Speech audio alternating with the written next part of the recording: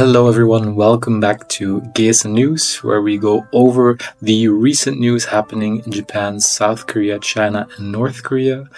If you like this, please hit that subscribe button, like, comment, share it with your friends.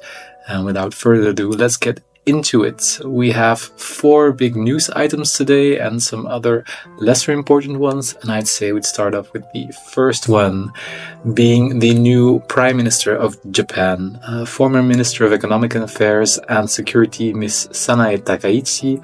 She comfortably took the lead in the first and the second round of voting for the Liberal Democratic Party president, and she secured her victory against Minister of Agriculture, Forestry and Fisheries, Junichiro Koizumi. Takaichi is the first female president of the Liberal Democratic Party, is a hardline conservative politician who has pledged to continue the policies of former Prime Minister Shinzo Abe. And the former Prime Minister Shinzo Abe was murdered in public a few years ago by a mister who made his own gun and then shot him from close range. Now, Chinese media report very neutrally on this fact, with the Chinese Ministry of Foreign Affairs repeating the same old message that it always sends to new Japanese state leaders, hoping that Japan can face its wartime past.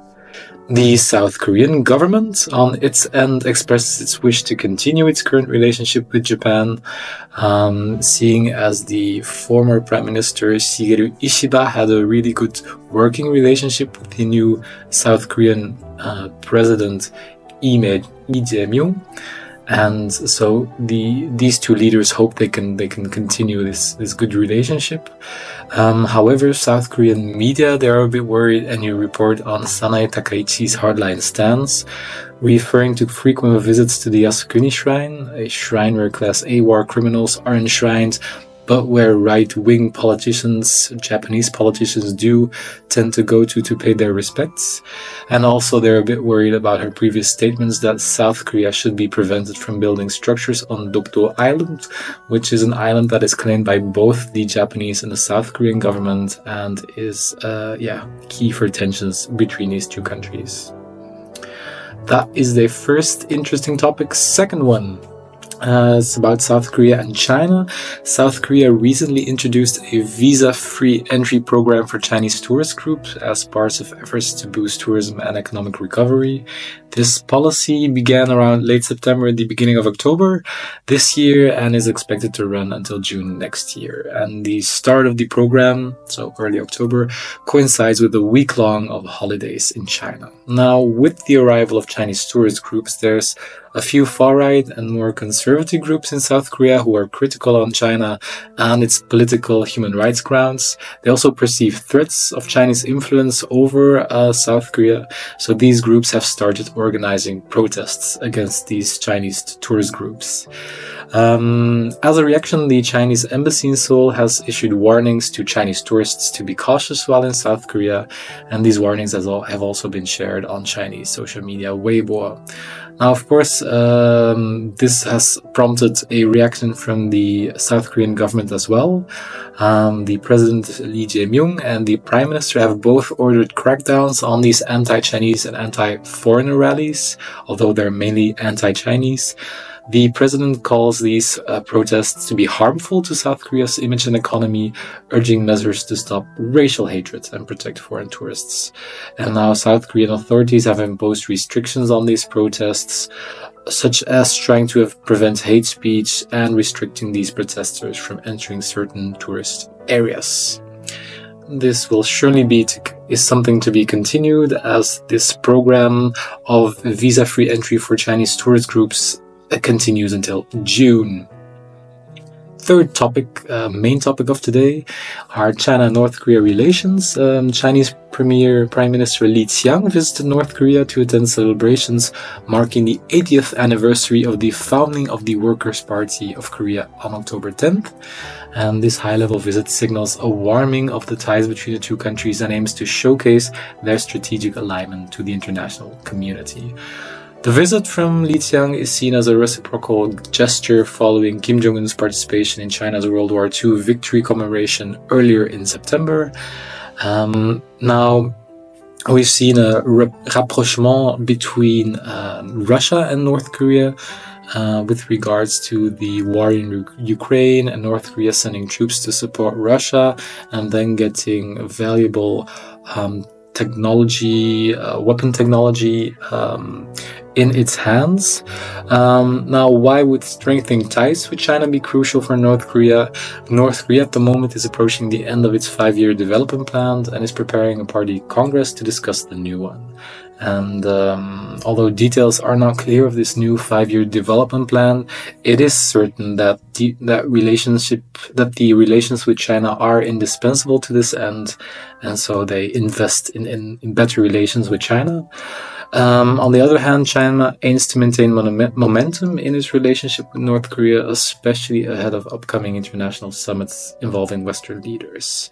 The visits also helps China to project broader diplomatic influence. Now, Xi wasn't in Pyongyang to take part in the celebrations and the military parade that was paired with these celebrations. He sent his Prime Minister Li Qiang, but he did send a congratulatory message on the 80th anniversary of the founding of the Workers' Party, and says that China is willing to work with the DPRK to strengthen strategic communication, deepen practical cooperation, and so on. Of course, South Korean media have reported extensively on the military parade and the attendees. It's seen that Chairman Kim Jong-un, he greeted foreign guests who arrived at the venue for the military parade, and these high-standing foreign guests consist of Prime Minister Li Qiang, so the second highest official in the Chinese government. The supreme leader of Vietnam was also there, and the deputy chairman of the Russian State Security Council, Dmitry Medvedev, was also there. Japanese media then focus on two main aspects of the celebration. First of all, they highlighted the North Korean drive to continue developing conventional and nuclear weapons. They've added a part of the speech of Kim Jong-un, who justified nuclear development in a speech, stating that we are confronting the hostile political and military pressure schemes of enemy countries with super hard measures. That's one, and secondly, they zoomed in on the need for North Korea to maintain good relations with Russia and China as important chips for future talks with the US, possibly taking place during an upcoming APEC summit in South Korea. Next topic, and this is also followed with keen interest from Japan. In South Korea, the 82-year-old president of the Unification Church, Ms. Han Hak-ja, she has been arrested in South Korea and indicted. The Unification Church is a large religious movement with a presence in approximately 100 countries around the world.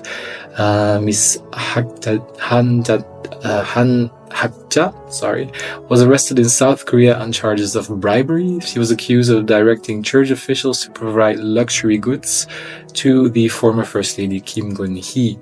Luxury goods such as designer handbags, even a diamond necklace, in exchange for favors benefiting the church. There were also allegations that the Unification Church provided bribes to a lawmaker, Kwon Song-dong, and that it misused funds for political ends, or non-religious ends. Now, the Unification Church has denied the allegations, but she has already been indicted, Ms. Han Hak-ja, so these claims tend to be, or would appear to be, correct.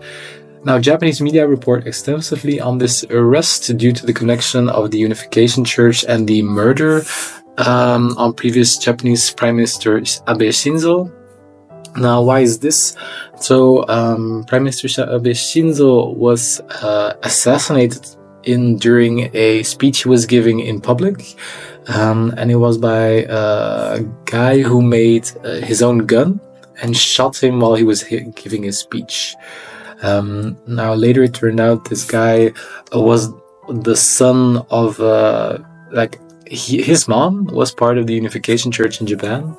And so this Unification Church tended to extort a lot of members for money. And so his mom was always poor, was always giving money to the Unification Church, and thus resulting in him having a hard life from when he was young and even until today, because he had to help his mom with relieving debt, I think. And so because he was sure that his life turned into a hell due to the Unification Church, he delved into political connections of the Unification Church in Japan with the political realm, and he found out that the ruling Liberal Democratic Party had very strong ties with the Unification Church in Japan. And so as a means to take his revenge, he shot Prime Minister Abe Shinzo to sever these ties, or to just take revenge. But what was for him a good result in the end was that Japanese society and politics took note of this problematic relationship of the Unification Church with politics. And so a few years later, the Unification Church was abolished in Japan. So yeah, the Unification Church has a negative undertone in Japan, and that's why they're following this case so closely. Voila. And then we have some other topics that are interesting to me.